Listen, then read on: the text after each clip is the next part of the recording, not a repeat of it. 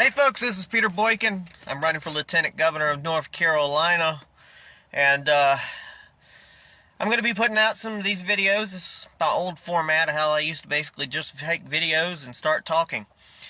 And a lot of people freaked out about my first video, especially if you want to hear every person's opinion from the left who really show how unfortunate our educational system is, that they have brainwashed people, that you can have an individual in the White House, Joe Biden, who is horrible at running things. The world's gone to crap. We're almost at World War III. The economy's in peril. People live in shitholes. There's people coming across the border. There's terrorists, but they're marching in the street loving the terrorist. People in my community are embracing the terrorists who would just as easily throw them off a building. But like the joke says, there's no high buildings left for them to be thrown off of. So we're going to recap a little bit of what we were talking about yesterday. And the Babylon Bee, of all places, put out a parody. But it kind of puts exactly how we were talking about yesterday. I'm trying to find it right now on my Facebook wall. And the parody, honestly, is... It says, here's a list of the pro-Palestine protesters who are being prosecuted for attempting to storm the White House. It's happening again. A mob of protesters marched through the streets of Washington, D.C. and attempted to storm one of the nation's most beloved landmarks. This time it was the White House itself. Fortunately, as we all have seen in the wake of the January 6th Capitol riot, anyone who is even remotely in the vicinity of the incident will be hunted down and held accountable, right? The Babylon Bee, known for parodies, has obtained the following exclusive list of all the pro-Palestine protesters who are facing charges for attempting to storm the White House. Hold on, let me get that list. What do you mean there's no list? What? No names? Yesterday's story? Ignore? What? Okay, folks, serves them right, because of what they've done. Every single name of that, well, we didn't even have the list, will face the full force of the federal government. Go get them, you Justice Department. Go get them. Double standards, folks. Double standards. Meanwhile, Donald Trump triggered the leftist judge. So Trump's fiery testimony triggers the left-wing judge in Soros-Backed fraud trial. You can check this article out on GoRightNews.com. So in a New York courtroom, the atmosphere heated up as former President Trump defended his business record during a nearly 5-hour cross-examination in the civil fraud trial initiated by the New York Attorney General, Letitia James. The Soros-Backed AG has accused Trump of misrepresenting his wealth and property values. Here's some full quotes. Trump on paying off loans. Yes, with cash. I think this case is a disgrace. People are leaving New York due to this kind of thing. The only complainant is you. And that's what gets me. Donald Trump brought back New York. I think Mayor Koch or whoever it was didn't even like Donald Trump, but he worked with Donald Trump, and they brought Donald Trump back to New York and brought New York back. But, now New York's trying to, later on, they're dealing with, illegals all over the place going, no, please quit sending us illegals, quit. No, we can't take them. I know we said we're open borders. I know we were supposed to be a sanctuary city and a sanctuary state, but we've had enough. Take them back. Now here's Trump on A.G. James. I think she's a political hack. This is a political witch hunt. And I think she should be ashamed of herself. Shame.